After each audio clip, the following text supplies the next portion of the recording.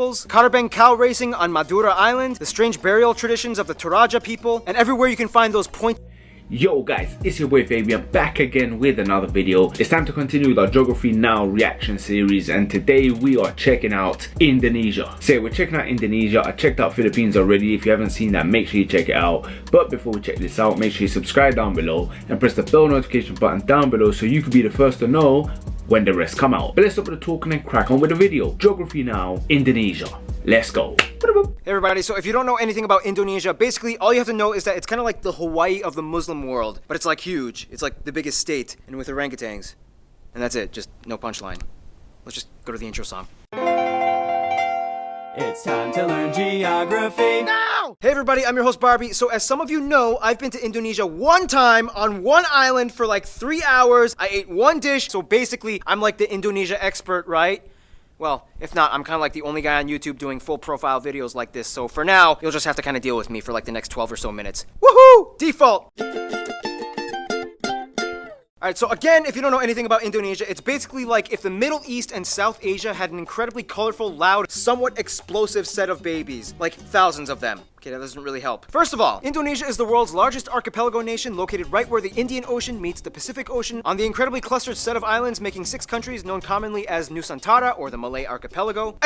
Indonesian Archipelago. Sure, whatever makes you happy. Indonesia actually has land borders with 3 of these countries, East Timor, Papua New Guinea, and Malaysia, on the biggest island, Borneo, or Kalimantan, which is one of the world's only 2 triple split nation islands, the other one being Cyprus. Although technically, if you include the UN buffer zone, it's kind of like 4 entities, but the UN isn't a country, whatever, just watch the Cyprus episode. The country is divided into 34 provinces, 5 of which have special administrative statuses, with the capital and most populous city, Jakarta, located on Java, the world's most populous island with nearly... Do you know how crazy it is here? Look at it, 34 provinces here, and look at how divided it is in terms of like islands and stuff. Like, it's just crazy. Like, it's just completely different to Europe, let's say. So yeah, completely different side of the world, but also this is why they are also some of the most spectacular countries in the world. So yeah, man, fascinating stuff. On Java, the world's most populous island with nearly half of the entire population of Indonesia in it. The largest cities after Jakarta are Surabaya and Bandung, both located on Java Island, and Medan, located on Sumatra. Jakarta Soekarno-Hatta International, Bali's Ngurah Rai International in Denpasar, and Surabaya's Juanda International. Now here...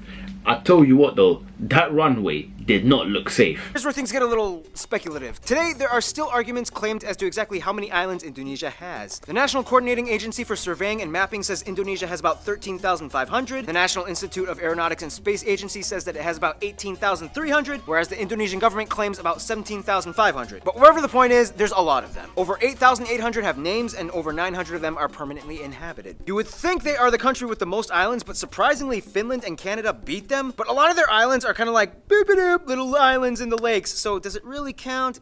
I guess. Now let's talk about the 5 special administrative provinces. They are Aceh, Yogyakarta, West Papua and Papua, and the capital Jakarta. Now, no surprise, the capital Jakarta acts as its own political entity. Lots of countries do that. But what about the others? First, Aceh. Aceh is kind of like the black sheep of Indonesia. It's the only province in which Sharia law is fully implemented. Also, they kind of have like a ton of oil, so yeah, they've kind of asserted a very independent ideology that sets them apart as autonomous from the rest of Indonesia. Then you have Yogyakarta, which is the only region that is still governed by a pre-colonial monarchy, the Sultan of Yogyakarta, who acts as a hereditary governor. Otherwise, we get the 2 Papuas, which collectively used to be the province.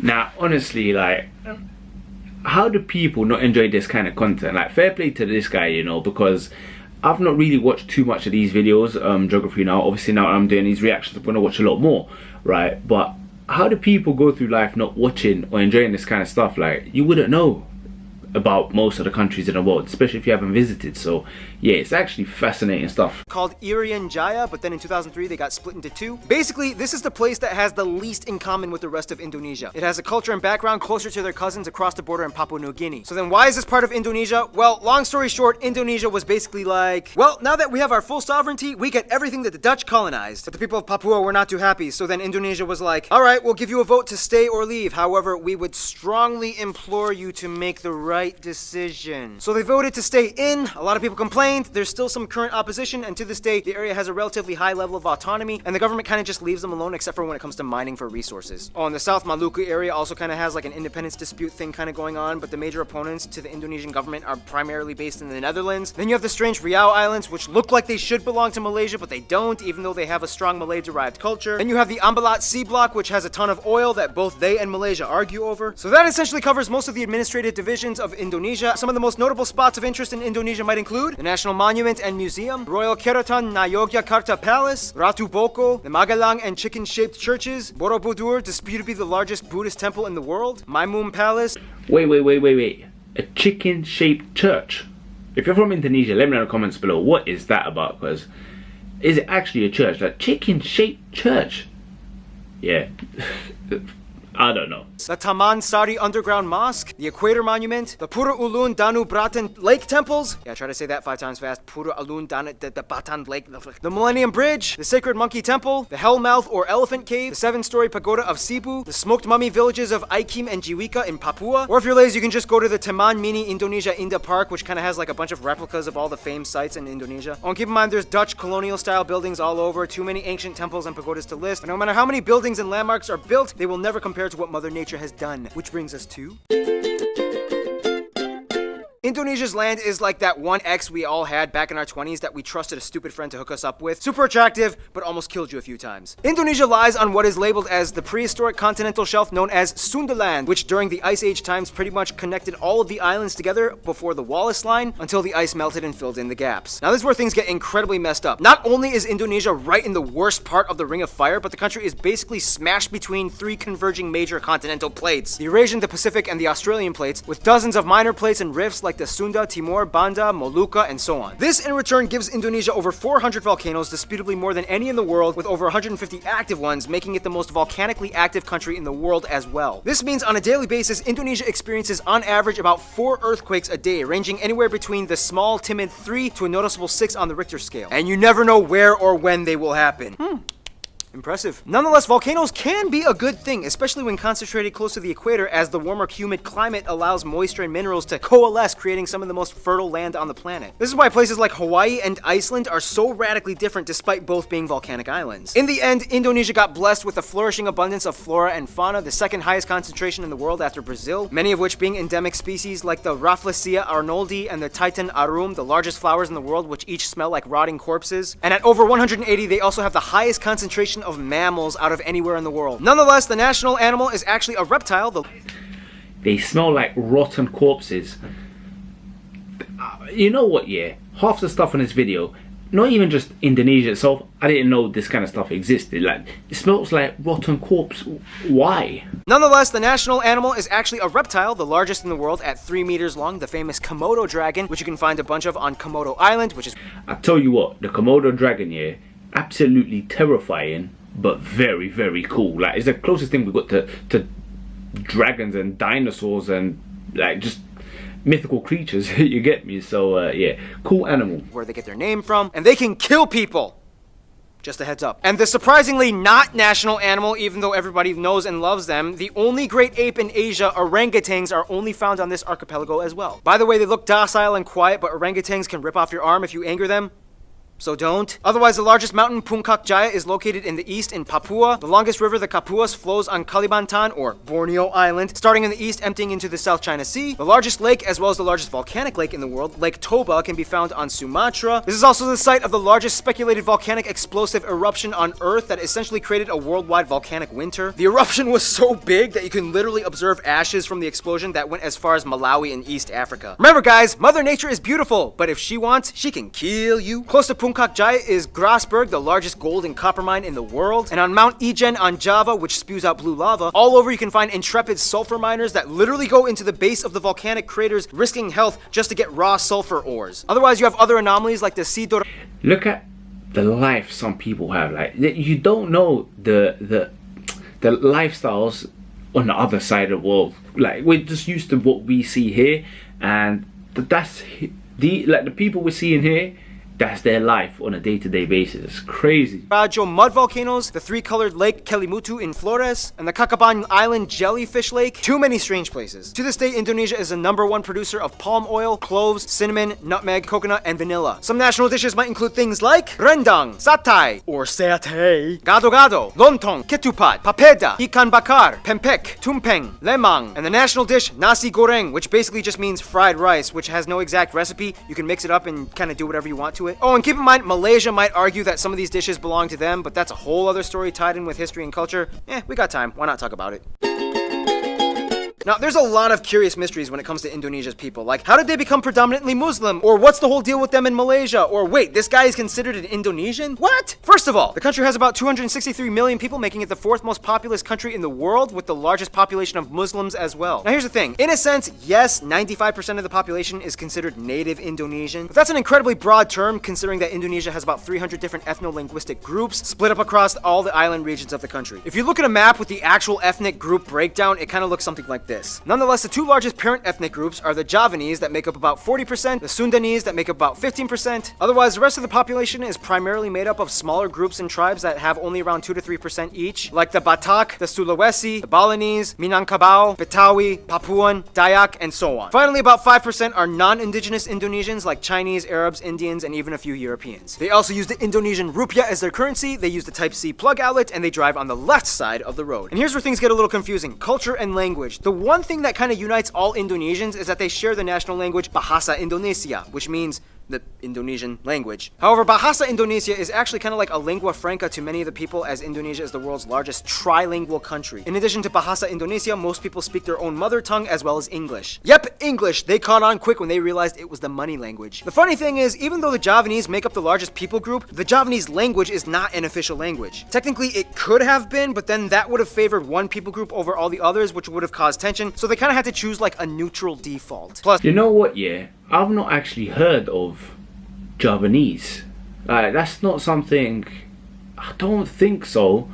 I don't know. But then again, to be honest with you, I've not really come across too many people from Indonesia in my day-to-day life, so yeah, not heard of Javanese. Javanese is like really hard to learn, and the original writing system, although very beautiful, is incredibly difficult to write. Nonetheless, at nearly 100 million speakers, this makes Javanese the largest non-official minority language in the world. And that's why the Bahasa Indonesia language is so strange. It's not even technically indigenous to Indonesia, but more Malay-derived. To this day, people who speak Bahasa Indonesia can understand somewhere around 60 to 70% of what their neighbors are saying in Malaysia. The biggest difference, though, would be the loan words, as Indonesia took quite a bit of influence from the Dutch back in colonial times. For example, kantor versus kantor, doctor versus dokter, mantel, mantel, oma, opa, wortel, wortel. Speaking of the Dutch, quick history lesson. Hindu kingdoms, Buddhist. By the way, does anyone know, you see this guy who does this, who does these videos, this channel, how does he know so much about all this? Like, I know you can do research and stuff, but like, even his pronunciations are like on point. So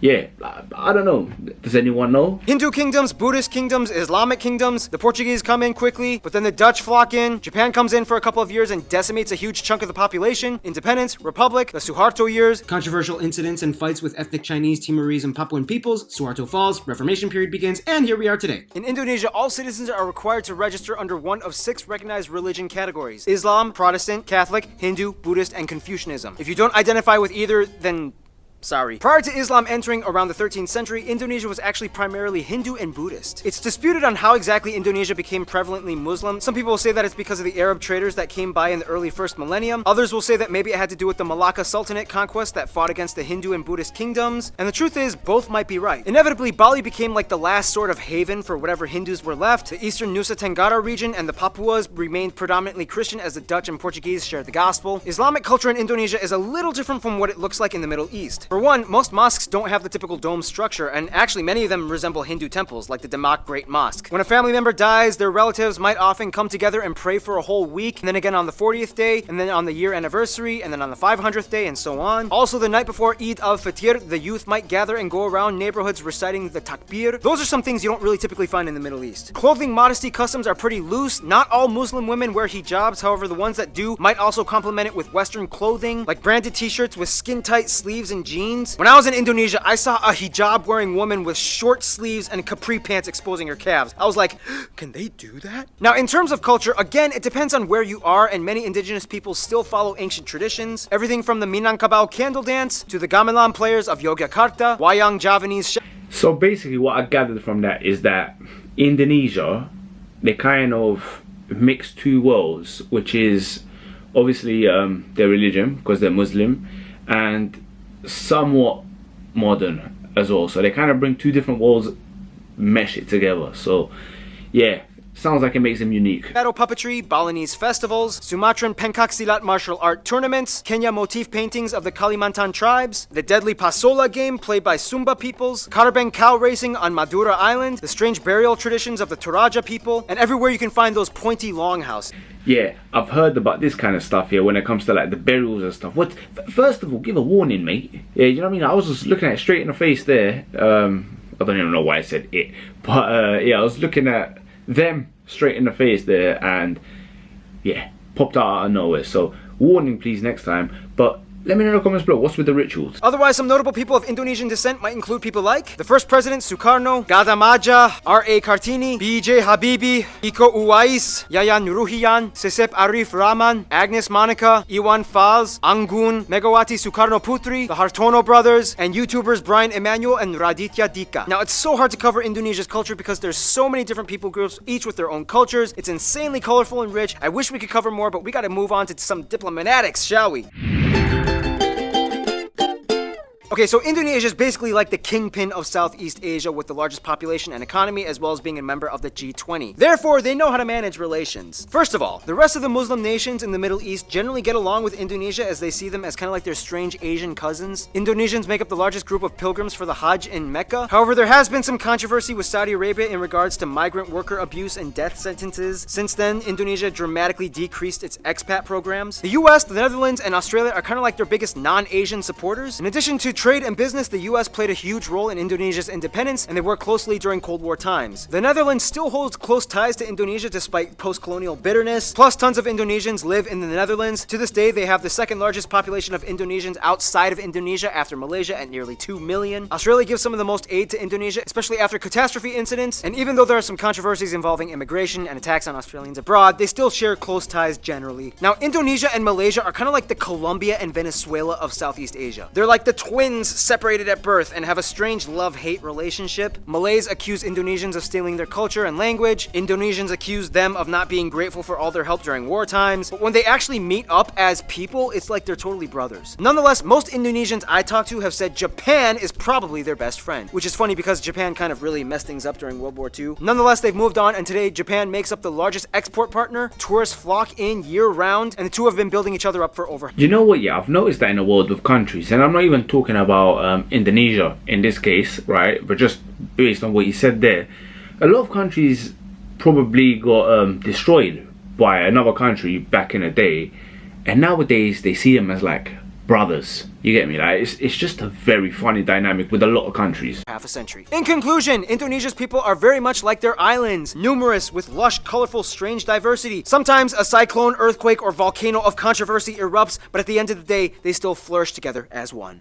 Alright guys, that's it for checking out geography now, Indonesia. And again, a very fascinating country, you know, like there's a lot of these countries, like I said with the Philippines before, and now Indonesia, where there's a lot of history there. Like there's so much to talk about, to the point where you can't do a 15-minute video, you get me? Like you have to do a whole documentary to talk about everything. So again, fascinating in terms of history, culture, even like the religion aspect of Indonesia. Very, very fascinating. And yeah, it's just one of those countries that it seems like countries see it as a cousin kind of thing. So yeah, very fascinating country. Would love to know more about it as well. But that's it for this video. Hope you guys enjoyed it. Make sure you like, share, subscribe, comment below with some more suggestions I'll try to check out for you guys as always. But I'm gonna have to love you and leave you. So thanks for watching. Keep yourself safe out there. Have a good day, have a good evening, and until next time guys, I hope you have a good one.